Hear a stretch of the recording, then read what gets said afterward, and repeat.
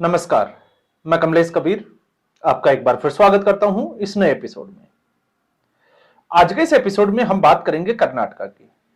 Congress party के मुख्यमंत्री सिद्धारमैया देवराज उर्स के बाद सबसे ज्यादा दिनों तक कर्नाटक की राजनीति में हम कह सकते हैं कि मुख्यमंत्री पद पर रहने वाले मुख्यमंत्री बन गए हैं। अब इससे पहले जब हमने बात की थी नवंबर क्रांति की,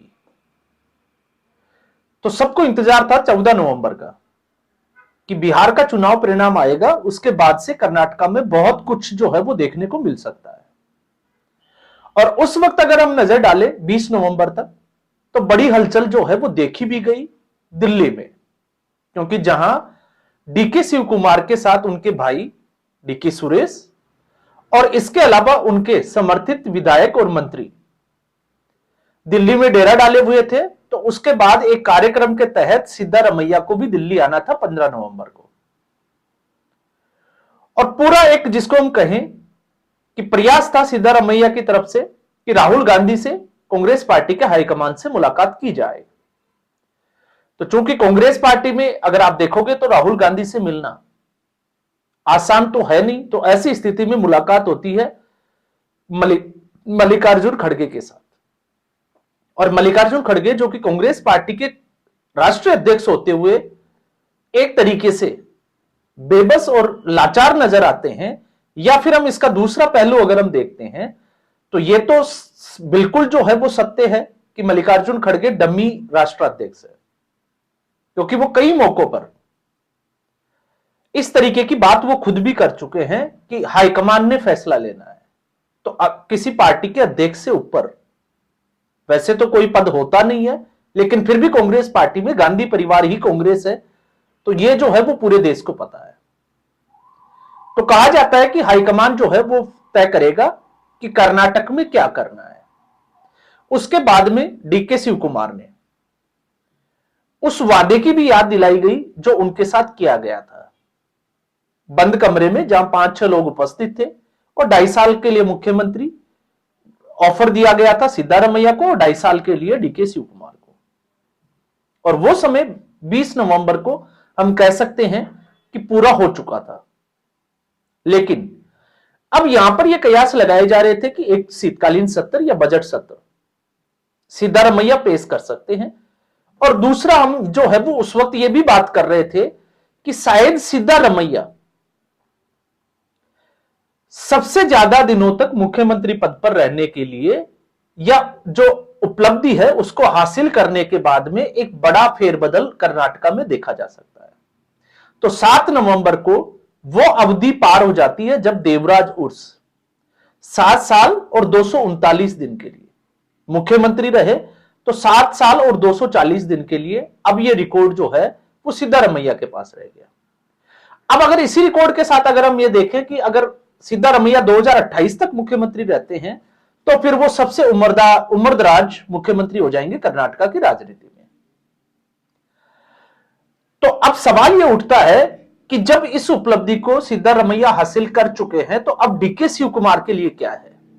क्योंकि डीके शिव कुमार के लिए स्थिति बड़ी विकट है, और विकट इसलिए है क्योंकि सिद्धारमैया की अगर हम राजनीति को गौर करें तो सिद्धारमैया अहिंसा की राजनीति करते हैं, लिंगायत समाज का पूरा जो है वो समर्थन होता है, तो दूसरी तरफ वोकालिका जो समुदाय है वो साथ में खड़ा है डीके शिव कुमार के लिए। तो जनसंख्या को लेकर एक तरीके से आपको पता ही होगा कि 2011 के बाद में जनगणना हुई नहीं, लेकिन फिर भी कांग्रेस पार्टी में सिद्धारमैया ने या सिद्धारमैया की सरकार ने एक जो जातिगत जनगणना की जो रिपोर्ट थी उसको सार्वजनिक करने का प्रयास किया था। और उसको जब किया तो वोकालिका समुदाय की एक जो जिसको हम स्थिति थी कि कितने प्रतिशत आबादी है, तो यह लग रहा था कि वोकालिका समुदाय की आबादी सबसे ज्यादा है, लेकिन उसमें वो कम थी। अब जब हम अहिंसा की राजनीति की बात करते हैं, तो अहिंसा की राजनीति में अल्पसंख्यक जो कांग्रेस पार्टी का परंपरागत वोट रहा है, इसके अलावा हम कह सकते हैं कि हिंदू जो पिछड़े वर्ग है और दलित वाले, तो ये राजनीति करते हैं ये सिद्धारमैया। अब ऐसी स्थिति में कांग्रेस पार्टी के सामने बड़ी समस्या यह है कि सिद्धारमैया को हटाया जाए तो किस तरीके से हटाया जाए। क्योंकि सिद्धारमैया एक तरीके से अगर कहो तो सबसे उम्रदराज होने के साथ साथ, अनुभवी होने के साथ साथ एक तरीके से खिलाड़ी भी है।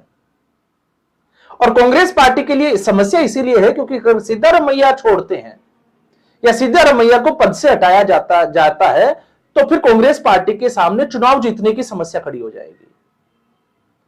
अब ऐसी मैं इसलिए कह रहा हूं क्योंकि आप याद करिए, इससे पहले 2004 की जब हम बात करते हैं तो 2004 में जिस तरीके से भारतीय जनता पार्टी को अप्रत्याशित सीटें मिली और फिर उसके बाद में 2008 तक आते आते येदियुरप्पा ने भारतीय जनता पार्टी की सरकार बनाई, मुख्यमंत्री बने येदियुरप्पा। लेकिन येदियुरप्पा के जिसको हम कहें कि कार्यकाल के उसी दौरान एक खनन घोटाले में नाम आता है और लोकायुक्त हेगड़े की एक रिपोर्ट होती है 24,000 पन्नों की।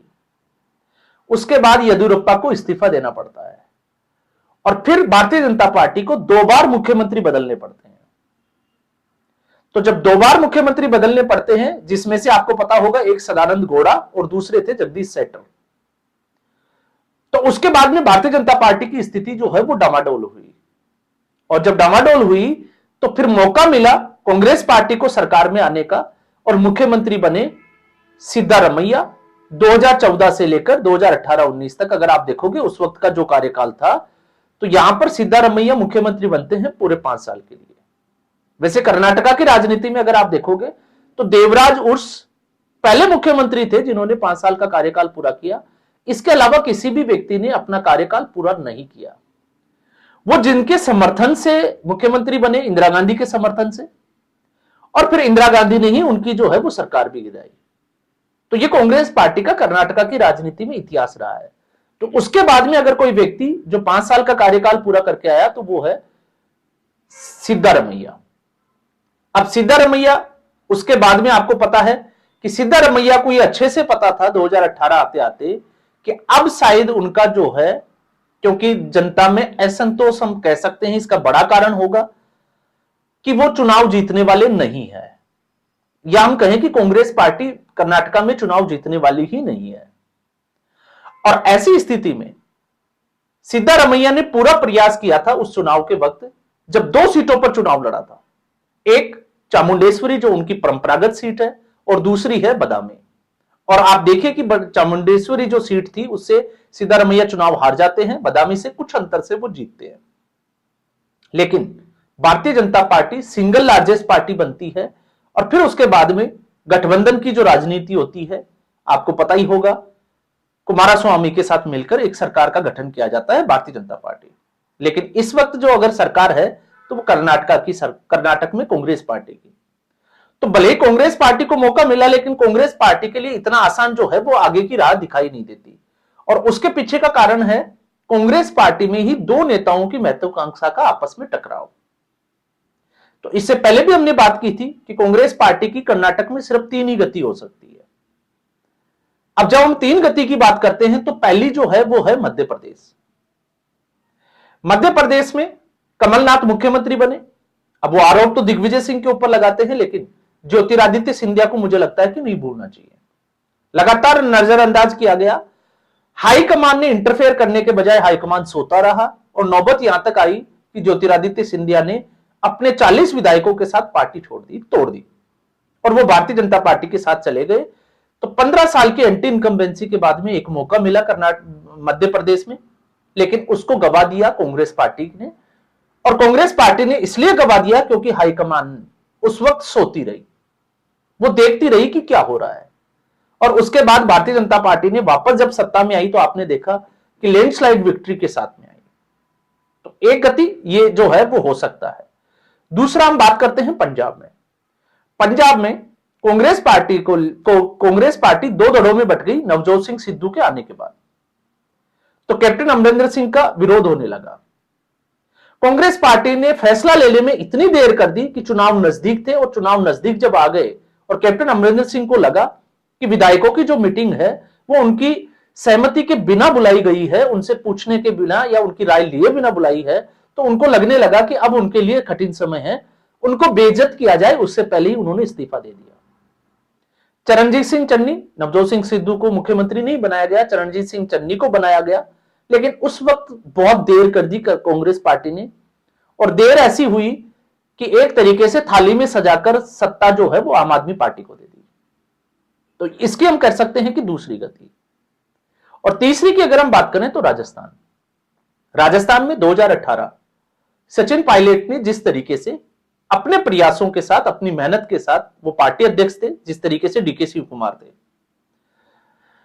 पार्टी को सत्ता में लेकर आए, लेकिन मुख्यमंत्री बनाया गया अशोक गहलोत को। और उस वक्त यह डील हुई कि 2.5 साल के लिए मुख्यमंत्री बनेंगे अशोक गहलोत और 2.5 साल जो है वो सचिन पायलट। लेकिन अशोक गहलोत और सिद्धारमैया की सिमिलरिटी, दोनों सीनियर, उम्रदराज, और दोनों को ही पता है कि सीट छोड़ने का मतलब क्या होता है। तो सचिन पायलट 2.5 साल पूरे होने के बाद में जिस तरीके से अपनी ही पार्टी के खिलाफ मोर्चा खोला, सरकार के खिलाफ, वो पूरे देश ने देखा, जिसमें मानेसर कांड भी देखा। अशोक गहलोत के लिए हाईकमान ने ऑफर भी दिया राष्ट्रीय अध्यक्ष का, लेकिन जब उन्होंने ये कहा कि कुर्सी का मोह उनसे छूटता नहीं है, कुर्सी उनसे छूट नहीं रही है, तो साफ तौर से था कि अगर अशोक गहलोत कुर्सी छोड़ देते हैं और सचिन पायलट मुख्यमंत्री बन जाते हैं तो उनके बेटे वैभव गहलोत का कैरियर जो कि बनने से पहले ही खत्म हो जाएगा। तो आप समझ सकते हैं कि राजनीति में महत्वाकांक्षा और मौका, अवसर जो है, क्योंकि हमेशा अवसरवादी राजनीति होती है। तो उसके बाद सचिन पायलट कांग्रेस पार्टी का हिस्सा तो रहे बगावत करके, लेकिन उसके बाद चुनाव में जो कांग्रेस पार्टी का हाल हुआ वो पूरे देश ने देखा और राजस्थान से सत्ता हाथ से चली गई। तो कांग्रेस पार्टी अभी उसी रात पर है। और आप देखिए 1-2 दिन में वापस से डीके शिव कुमार के समर्थक विधायक जो है वो एक तरीके से मोर्चा खोलने वाले हैं, क्योंकि उनको इसी दिन का इंतजार था कि सिद्धारमैया को एक तरीके से एक उपलब्धि हासिल करने के बाद उनको कहे कि आप सत्ता से बाहर हो जाइए। लेकिन सिद्धारमैया सत्ता छोड़ने के लिए तैयार भी नहीं है, यह भी हमें याद रखना चाहिए। और कांग्रेस पार्टी हाईकमान की इतनी हिम्मत भी नहीं है कि सिद्धारमैया को वो कुर्सी से हटा दे। तो अब सवाल यह उठता है कि डीके शिव कुमार के लिए रास्ता क्या है। तो क्या डीके शिव कुमार सिर्फ और सिर्फ जो है वो इंतजार ही करते रहेंगे कि उनका नंबर कभी आएगा? और ऐसी स्थिति में 2028 में चुनाव के लिए जाते हैं तो फिर डीके शिव कुमार को पता है कि आने वाले समय में उनका मुख्यमंत्री बनना बिल्कुल ना के बराबर है। तो दूसरी तरफ मल्लिकार्जुन खड़गे की जब हम बात करते हैं तो मल्लिकार्जुन खड़गे, जब हम कहते हैं कि वो बेबस भी है, वो लाचार भी है, या मौका परस्त भी हो सकते हैं, क्योंकि उनके बेटे प्रियांक खड़गे वो भी कर्नाटक से ही आते हैं, कर्नाटक से वो विधायक है, मंत्री भी है। तो ऐसी स्थिति में वो इंतजार कर रहे हैं कि बंदर बाट हो, 2 बंदरों की लड़ाई में, जिस तरीके से कहानी हमने सुनी है कि ऐसी स्थिति में फायदा जो है वो तीसरे को पहुंचे। तो डीके शिव कुमार और सिद्धारमैया नहीं तो मल्लिकार्जुन खड़गे का सपना है कि वो कभी मुख्यमंत्री नहीं बन पाए, लेकिन उनका बेटा साइड जो है वो उनके जीते जी कर्नाटक का मुख्यमंत्री बन जाए। तो ये स्थिति कर्नाटक में फिलहाल के लिए जो है वो चल रही है। तो अब नवंबर क्रांति की हमने बात की थी, तो अब उम्मीद है कि शायद इसका इंतजार था, उस वक्त भी हमने बात की थी कि शायद कांग्रेस पार्टी या सिद्धारमैया ये देख रहे हो कि वो सबसे ज्यादा उम्र के मुख्यमंत्री बने कर्नाटक की राजनीति में, क्योंकि कर्नाटक में राजनीतिक तौर पर अगर हम देखें तो स्टेबिलिटी कभी ज्यादा आई नहीं। देवराज उर्स और सिद्धारमैया 5 साल के रहे, इसके अलावा कोई भी मुख्यमंत्री 5 साल का कार्यकाल पूरा नहीं कर पाया।